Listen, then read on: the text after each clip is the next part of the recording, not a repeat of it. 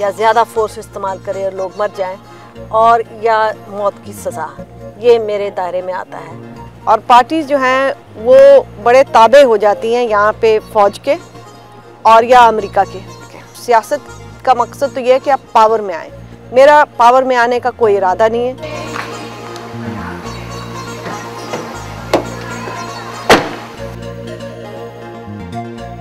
क्या आप बचपन में भी इसी तरह बेबाकी से इजहार ख्याल करती थी?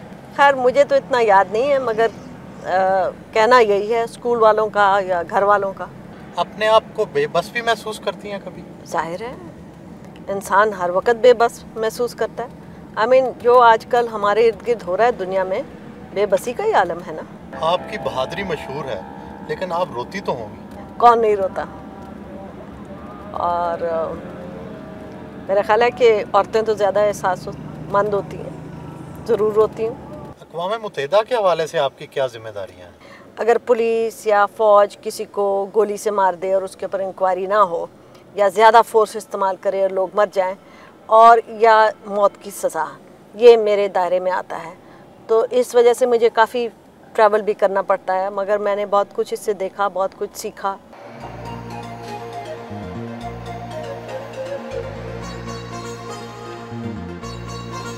पड़ोस में वाक़े अपनी वालदा के घर उनसे मिलने गईं।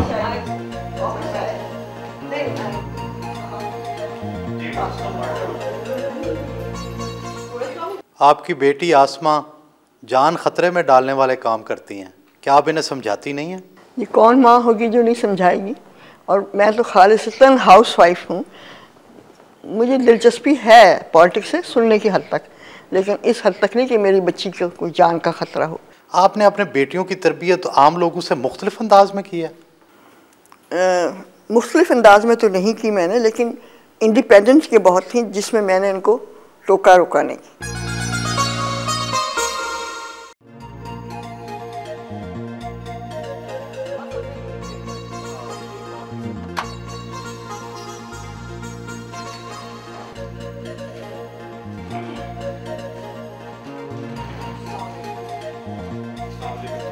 घर वापस आईं तो सास और ससुर से मुलाकात की।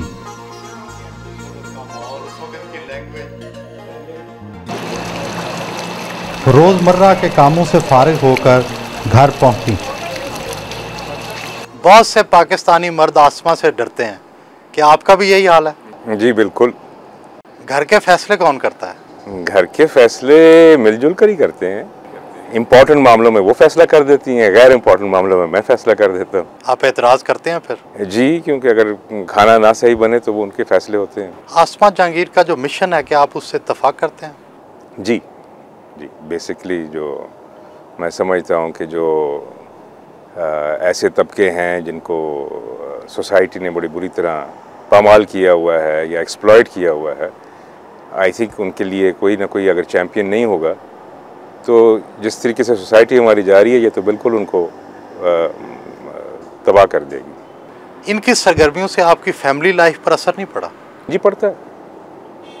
आखिर कोई भी इतना मसरूफ़ होगा, चाहे मर्द है या औरत है, तो उससे फ़र्क तो पड़ता है। ख़ास तौर पे बच्चों के ऊपर बहुत ज़्यादा पड़ता है, क्योंकि जब वालदा ना हो घर तो वो फील तो करते हैं, मगर फिर उसके बाद उसका अज़ाला भी हो जाता है।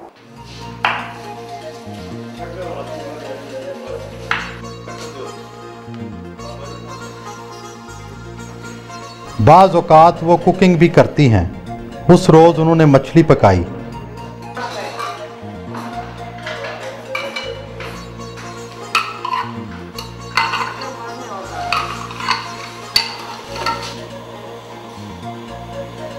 आपको पाकिस्तान के हर घर में मियाँ बीवी की लड़ाई का जिम्मेदार समझा जाता है। भाई अगर समझा जाता है तो इस इल्ज़ाम पे मैं क्या कह सकती हूँ, मगर मियाँ लड़ता है बीवी से तो वो हमारे दफ्तर आती है ना, हम तो घर से जाके उसको नहीं लाते हैं।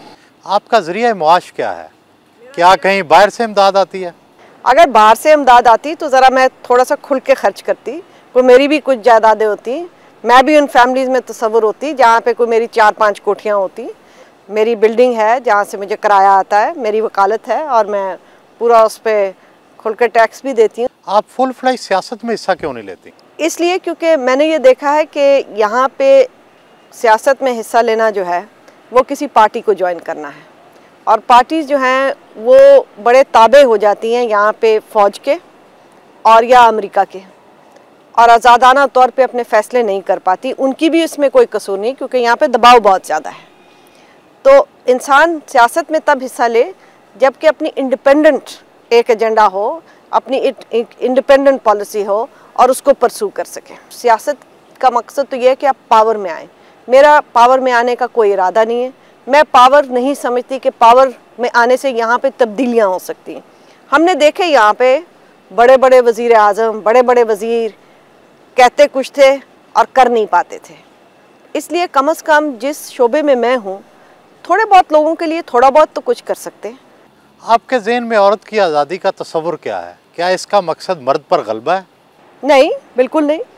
मेरा मकसद ये है कि वो अपने फ़ैसले आप कर सके और उसके फ़ैसलों को वही तवज्जो दी जाए जो कि बाकी लोगों के फ़ैसलों पे दी जाती है, और वो ख़ुद अपनी एक सोच रख सके।